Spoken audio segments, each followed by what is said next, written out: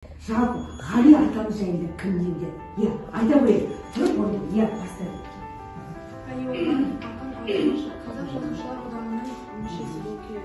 1920 жылы Қазірет Талдықорған облысында дүниеге келген. Ал, айта қойып, Ғали Орман атамыз 20 жылдары қазақ поэзиясының жарық жұлдызы, қазақ әдебиетінің өркендеуіне, қазақ поэзиясының өркендеуіне өзінің үлесін қосқан ақындардың бірі, аудармашы өте керемет. Ендігі кезекте бізде көрініс болады, яғни Ғали Орманов пен Жамбыл атамыздың арасында болған қалжың айтыс. Одағы Ғали Ормановты қарт ақынның әдеби хатшысы етіп тағайындаған кезінде Алматыдан Жамбылдың ауылына барған Ғали. Ассалаумағалейкум. Уағалейкумассалам. Ел Ғалижан бері отыр, майпалаудан жей отыр. Астыңызға қалайша шақырдыңыз дей отыр.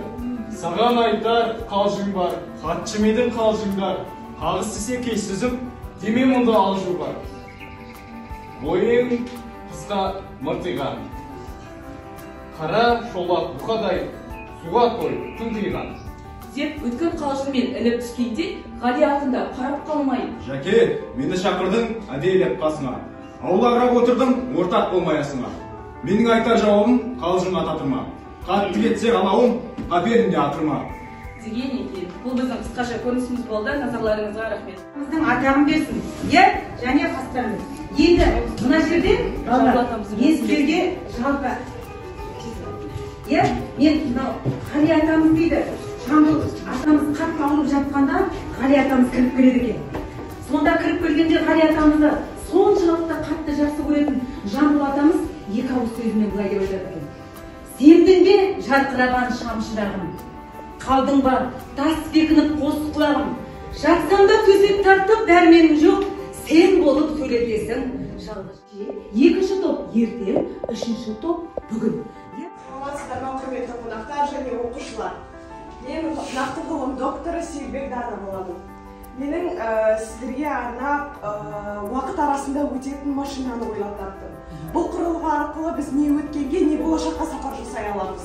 Ал бүгінгі біздің тақырыбымыз болашақ болған соң, мен оқушыларды болашаққа жібердім. Алып назарларыңыз. Ал мына жерде, бұл жерде сонда бізде машина болған, иә? Бұл Қазақстан 2020 жыл. Бұл кезде даму кезеңдері болды. Бұл кезде қазақ зиялылары және қазақ ақындарын жарқын көрсету мақсатымен Ғали Ормановты жарқын көрсетіп жастарға үйретуде. Жастар Ғали Ормановты қазіргі кезде танымал ақын, публицист, аудармашы ретінде таниды. Ғали Ормановтың өлеңдері басқа тілдерге аударылып, мемлекеттік қана емес, бүкіл дүниежүзілік сипатқа ие болып отыр. Әрине олжан, әсіресе ақынның туған жерден асқа сызылып жазылған шығармалары оқырмандардың жүрегін орнықтыруда. Ғали ақынға арнап еліміздің бас қаласы Астанада, мәдени орталығы Алматыда еңсесі биік ғимараттар тұрғызып, ерекше ескерткіштер қойылып жатыр. Бұл Ғали Ормановтың қазақ әдебиетінде орны ерекше екендігінің айқын белгісі емес пе? Бұл уақытта Ғали Орманов Абайдай жол бастаушы, Жамбылдай жастарға серт беруші. Яғни Ғали Ормановтың өлеңдері әдеби мән мағынаға толы, берер тәрбиесі мол. Және осы уақытта, яғни 2020 жылы, оның кітаптары әлемдік дүниежүзілік кітапханада сақталып, бестселлерге айналып отыр. Біздің көзімізді алдына ақынның атының тағдыры осындай. Әрине 2050 жылы бұдан асып түспесе кем болмайды. Бұны уақыт аралайтын құрылғы арқылы көргендіктен болашақта дәл осындай ақын атын шығарамыз деген ойдамыз.